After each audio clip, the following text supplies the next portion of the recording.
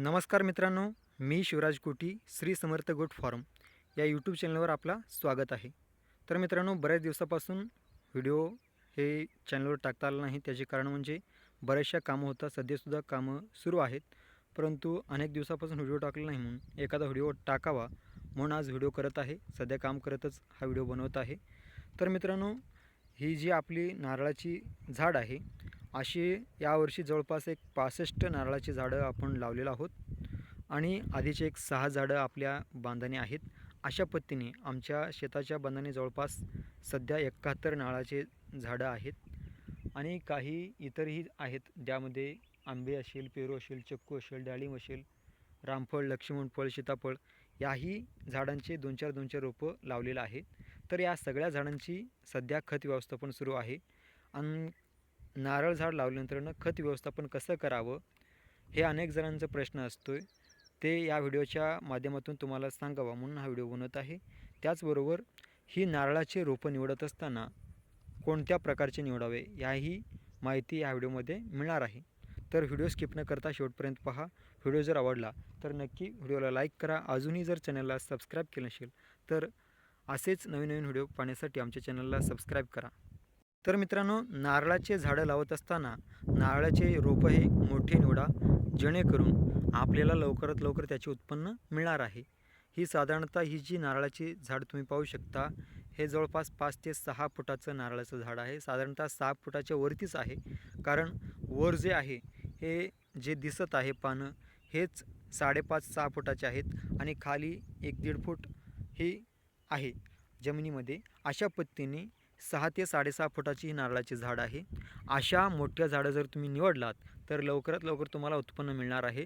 जर तुम्ही 2-2.5-3 फुटाचे जर नारळाचे झाड निवडलात तर तुम्हाला 1 वर्ष जास्त त्यावर मेहनत करावं लागणार आहे.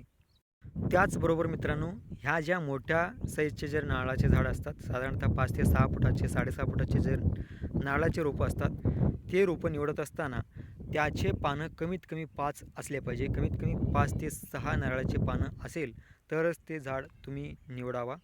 तुम्ही पाहू शकता, ही जी नारळाची झाड आहे याला साधारणतः 1, 2, 3, 4 आणि ही 5, इकडे हे 6 पानं आहेत. अशा पद्धतीने तुम्ही 5 ते 6 पानं असलेले नारळाचे झाड निवडू शकता. आणि तिसरी एक महत्त्वाची गोष्ट म्हणजे ह्या नारळाचे झाडं निवडत असताना ज्या कॅरीबॅगमध्ये हे नारळाचे झाडं असतात, त्या कॅरीबॅगमधून याची मुळं बाहेर आलेली नसली पाहिजे. जर मुळे बाहेर आलेले असेल तर ही झाड वाळण्याची शक्यता जास्त असते. एखादं दुसरं मूळ बाहेर आले असेल ठीक आहे, परंतु जास्तीत जास्त जर मूळ बाहेर आले असेल तर असे झाडं निवडू नये. जेणेकरून त्या कॅरीबॅगमध्येच मुळं असले पाहिजे असे झाड आपण निवडता पाहिजे. मुळे कॅरीबॅगमध्ये असण्यासाठी कॅरीबॅग हा मोठ्या साईजचा असला पाहिजे. तर मित्रांनो, अशा पद्धतीने तुम्ही या 3 गोष्टीचा विचार केलात आणि चौथी गोष्ट म्हणजे झाडाची जी पानं असतात ते वाळलेले किंवा पिवळे झालेले नसावे. सगळे हिरवीगार पाने असले पाहिजे. अशा पद्धतीने या 3-4 गोष्टीचा विचार करून जर तुम्ही रोपं निवडलात तर तुमची मेहनत वाया जाणार नाही. तर मित्रांनो, या 4 गोष्टीचा विचार करून तुम्ही झाड लावला पाहिजे. झाड लावल्यानंतरनं किंवा झाड लावत असताना खत व्यवस्थापन केला पाहिजे. आपण आधी झाड लावलेलो आहोत आणि नंतरनं साधारणतः एक 10 दिवस झालेला आहे. 10-12 दिवसानंतरनं आपण हे खत टाकत आहोत आणि सुरुवातीला खत आपण टाकलं नव्हतं, नुसतं झाड लावलेलं होतं आणि आत्ता खत व्यवस्थापन कसं करायचं ते सांगणार आहे. तर मित्रांनो, हे जे नारळाचं झाड आहे याच्या साईडने आपल्याला थोडंसं खड्डा मारून घ्यायचं आहे आणि इकडे जो आहे हा ड्रीप पाईप आहे. हे प्लेन ड्रीप पाईप आहे. या ड्रीप पाईपला इथं जर आपण छिद्र मारलो तर याच्यातनं आपल्याला पाणी व्यवस्थापन करता येणार आहे, म्हणून हा ड्रीप पाईप टाकलेला आहे. तर आता बाजूने खड्डे मारून घ्यायचं आहे आपल्याला थोडंसं. अशा पद्धतीने तुम्ही खुरप्याच्या साहाय्याने असे खड्डे मारून घेऊ शकता.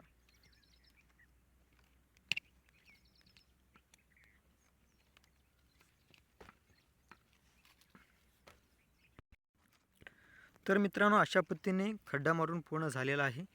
तर आजूबाजूला तुम्ही पाहू शकता अशा पद्धतीने खड्डा झालेला आहे.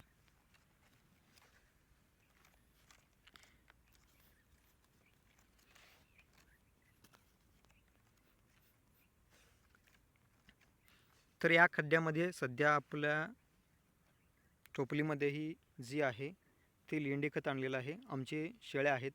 जर आमच्या चॅनलला आधी सबस्क्राईब केलं असेल, आधीचे व्हिडिओ जर पाहिलं असेल, तर तुम्हाला माहीत असणार आहे की आमच्या भरपूर शेळ्या आहेत. भरपूर म्हणजे जवळपास एक 25 शेळ्या आहेत आणि त्यांचे करडं सगळे मिळून एक 70पर्यंत आहेत. शेळ्या, लहान करडं सगळे मिळून जवळपास एक 60 ते 70 आहेत. आणि त्यांची ही लेंडी खत आहे आणि ही लेंडी खत आता सध्या टाकायचं आहे. ज्यावेळेस आपण झाड लावत होतो त्यावेळेस ही खत आपण टाकलं नव्हतं, कारण म्हणजे आपल्याकडे पाऊस त्यावेळेस कमी होतं. पाऊस नसल्यामुळे खत आपण टाकलं नव्हतं. नुसतं आपलं हे जे झाड आहे ते आपण लावलेलं होतं. आता याला खत व्यवस्थापन करायचं आहे, म्हणजे लेंडी खत टाकायचं आहे. त्याचबरोबर झाड लावत असताना आपण मीठ वगैरे टाकले होतो. आता पुढच्या महिन्यामध्ये सिंगल सुपर फॉस्फेट, त्याचबरोबर लिंबोळी पेंड आणि थोडंसं DAP अशा पद्धतीने खत आपण पुढच्या महिन्यामध्ये टाकणार आहोत. आता फक्त आपण लेंडी खत टाकणार आहोत. ही लेंडी खत आहे आणि इकडे ही खड्डा आहे. खड्डा मारत असताना साधारणतः ह्या झाडामध्ये जो कॅरीबॅगमध्ये झाड होता तो तसंच ठेवलेला आहे आणि त्याच्या आजूबाजूला खड्डा मारलेला आहे आणि ते खड्डा आता भरून घ्यायचा आहे. एका झाडाला 5.5 ते 6 फुटाच्या झाडाला साधारणतः अशा टोपलीने एक टोपली खत टाकून घ्यायचं आहे. तर मित्रांनो, अशा पद्धतीने लेंडीखत सगळं त्या खड्ड्यामध्ये भरून घेतलेलं आहे. हा खड्डा पूर्ण भरलेला आहे. तर यावरती आत्ता माती टाकून घ्यायचं आहे. जे आधी आपण या खड्ड्यामधून माती काढलेलं होतो तेच माती आत्ता त्यामध्ये अशा पद्धतीने वर लावून घ्यायचं आहे.